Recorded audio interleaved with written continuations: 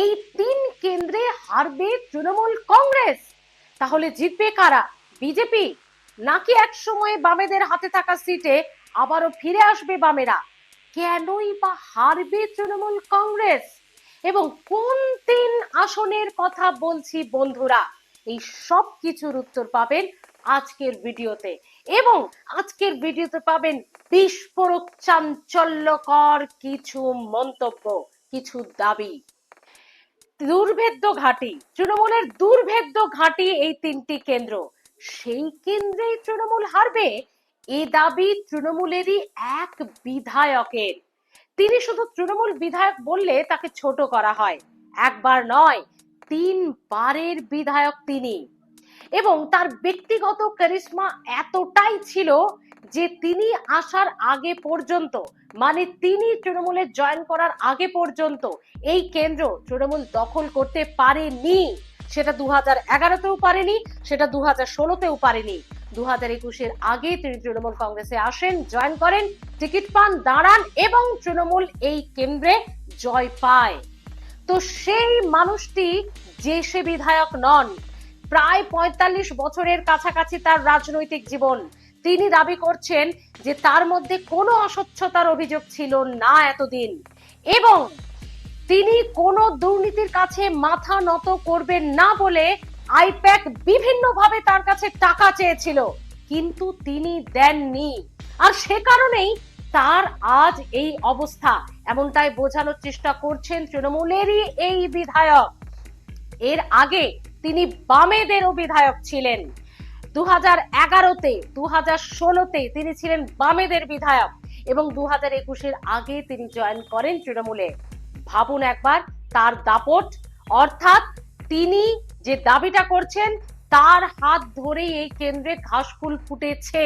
এটা কিন্তু আমরা যদি স্ট্যাটিস্টিকটা দেখি সেটা মিথ্যে নয়, কারণ 2011-16-তে তিনি এখানে বামেদের বিধায়ক হয়েও জয় পেয়েছেন, এবং কতটা ছিল তার দাপট আপনারা দেখলে অবাক হবেন। 2011-তে সিপিএম এর বিধায়ক ছিলেন, 85,144টি ভোট পেয়েছিলেন, 49.55%।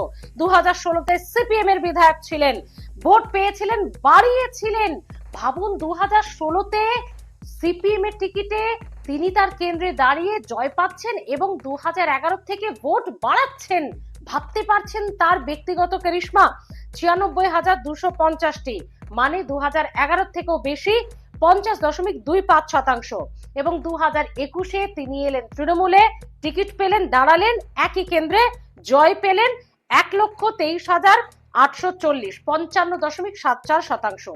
সব থেকে ইন্টারেস্টিং পয়েন্ট, 2011-তে তৃণমূল কোথায় ছিল জানেন?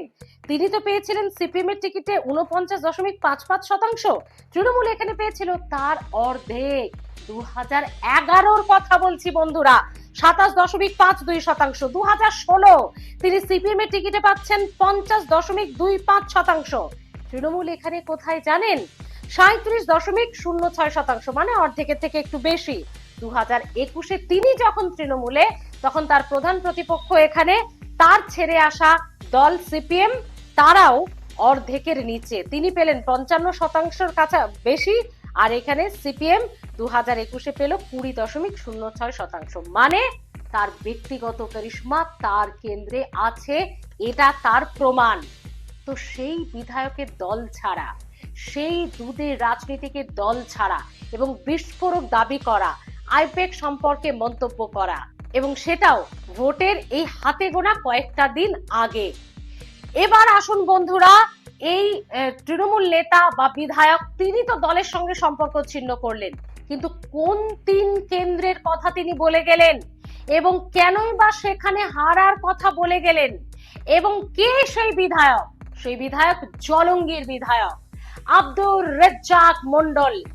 জলঙ্গির তিনি বলা চলে তৃণমূলের সেখানকার সেই কেন্দ্রে বলা চলে ধারক বাহক। তার কারণ 2011-2016-তে সেখানে ঘাসফুল ফোটাতে পারেনি তৃণমূল, তার হাত ধরে 2021-এ সেখানে ঘাসফুল ফুটেছে। এবং শুধু তাই নয়, আমরা যদি দেখি সেখানকার সংগঠন থেকে, সেখানকার কর্মী সমর্থক তার সঙ্গে কিন্তু সব সময় ছিল। বাম থেকে যখন তিনি তৃণমূল এলেন, সিপিএম থেকে যখন তিনি তৃণমূল এলেন, সেটা কিন্তু কনভার্ট হয়ে গেল তৃণমূলে, এবং সে কারণেই এই জলঙ্গিতে তৃণমূলের সংগঠন সম্ভব হয়েছিল। এটা তার দাবি, তার হাত ধরেই। তো কোন 3 কেন্দ্রের কথা তিনি বলছেন? অবভিয়াসলি জলঙ্গিত রয়েছে। তাকে টিকিট যে দেওয়া হয়নি এটা তার আক্ষেপ নয়।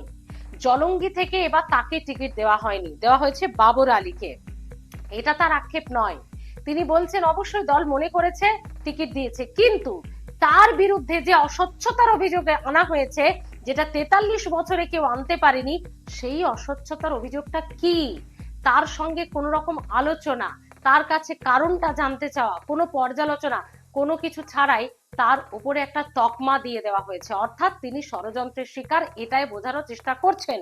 এবং কদিন আগে জলঙ্গিতে এসে সভা করে গেলেন অভিষেক বন্দ্যোপাধ্যায়, সেদিনও কিন্তু তাকে ডেকে কোনো আলোচনা করা হলো না। ভুলে গেল তৃণমূল যে তিনি বাম থেকে এসে তৃণমূলের ঘাসফুল ফুটিয়েছিল এই জলঙ্গিতে। এটা আমার দাবি বা বেঙ্গল ভয়েসের দাবি নয়, এটা রেজ্জাক মন্ডল, তৃণমূলের বিদায়ী বিধায়ক, তার দাবি। এবং তাই তিনি এক রাশ অভিমান, খারাপ লাগা নিয়ে দল ছেড়েছেন।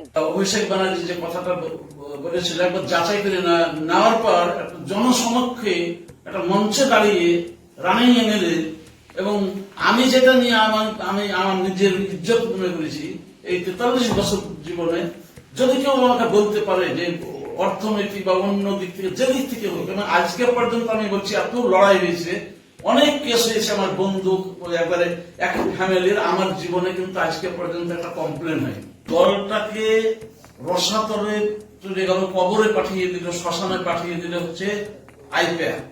পরে শুধু এটা বলছি না, আমার রাজনীতি জীবনে থেকে আমার অভিজ্ঞতা যতটুকু আমি বলবো, গোটা রাজ্যে একটা আইপ্যাক বিজেপির দালালি করছে। পরে কিন্তু আমাদের দলও একদিন বিবৃতি দিবে, মানে আমি তো আজকে ত্যাগ করছি, কিন্তু আমার যে দলে ছিলাম সে দল কিন্তু সেটাও স্বীকার করবে যে আইপ্যাকে সর্বনাশ করেছে, মানুষ মুখ ফিরিয়ে নিয়েছে। সাংবাদিক, তোমরা সাংবাদিকতা করছো, তোমরাও বুঝতে পারবে। এবং রানীনগর যেটা, সেটাও হারবে সৌমিক হোসেন, এবং হারবে, 3টাই হারার কথা। আর এ দুটো তাকে বাঁচানোর কেউ নাই। তো 3টি আসন হলো, একটি অবশ্যই তার আসন, তার ছেড়ে যাওয়া আসন জলঙ্গি, যেখানে বাবর আলীকে এবার টিকিট দিয়েছে এই আব্দুর রেজ্জাক মন্ডল। তিনি বোঝানোর চেষ্টা করছেন তৃণমূলের হারের কারণটা, কারণ এলাকাতে থাকতে হবে। তিনি যেমন জলঙ্গিতে মাটি কামড়ে পড়ে রয়েছেন 2011 থেকে, তবেই তাকে বামেরা 2বার টিকিট দিয়েছে, তবেই তাকে তৃণমূল 1বার টিকিট দিয়েছে, কারণ তিনি সংগঠনটা সেখানে মাটি কামড়ে থেকে পড়ে। তাই এই 3টি কেন্দ্রে জলঙ্গিতে যেহেতু তিনি, তাকে টিকিট দেওয়া হয়নি, তার ব্যক্তিগত কারিশমা এখানে আর কাজ করবে না, তাই তৃণমূলগত একটা স্থানীয় স্তরে যার ইম্প্যাক্ট পড়ে, অবশ্যই পড়ে, এটা তিনি 43 বছর 45 বছরের রাজনৈতিক জীবনে বুঝেছেন যে ভুলটা তৃণমূল করেছে, এবং যে কারণে তৃণমূল জিতবে না এই 3টি কেন্দ্রে, অর্থাৎ ডোমকল মহকুমার 3টি যে বিধানসভা কেন্দ্র রয়েছে। তো বন্ধুরা, আপনারা তো পুরোটা শুনলেন। 74 জন বিধায়ককে এবার টিকিট দেয়নি তৃণমূল, কিছু হবে? সেখানে কি আবারও বামেরা ফিরে আসবে, নাকি ফাঁকতালে বিজেপি সেখানে কিছু লাভের গুড় তাদের ঘরে তুলতে পারে? কি মনে করছেন আপনারা? নাকি এটা রেজ্জাক মোল্লার একেবারে ক্ষোভ, অভিমান, দুঃখ, কষ্ট, ওই যে 45 বছরে কোনো অস্বচ্ছতা নেই, এবার তার মাথায় সেটা সেটে দেওয়া হয়েছে এবং দল কোনো আলোচনা করেনি, এটাই তার মেন খারাপ লাগা, সেটা থেকে বলছেন। এগুলোতে যে ভোটিং পার্সেন্টেজ বন্ধুরা, এটা কিন্তু মানে ভাববার বিষয় যে এই জায়গায় তৃণমূল হেরে যাবে, এটা কিন্তু মিরাকল ছাড়া সম্ভব নয়। কারণ বিরোধীরা এখানে অনেক পেছনে, 2021 যদি আমরা দেখি অনেক অনেক পেছনে। এ কি সত্যি সম্ভব আব্দুর রেজ্জাক মন্ডল যেটা বলছেন, নাকি কথার কথা? কিভাবে দেখছেন আপনারা? আর এই যে অভিমানগুলো, এই যে ক্ষোভগুলো, এটা কি ব্যালট বক্সে, এটা কি ভোটে, ইভিএম এ এটা কি পড়বে? মানে ভোট বাক্সে, এখন তো ব্যালট নেই, ইভিএম, ভোট বাক্সে পড়বে? অবশ্যই জানান আপনার সুচিন্তিত মতামত।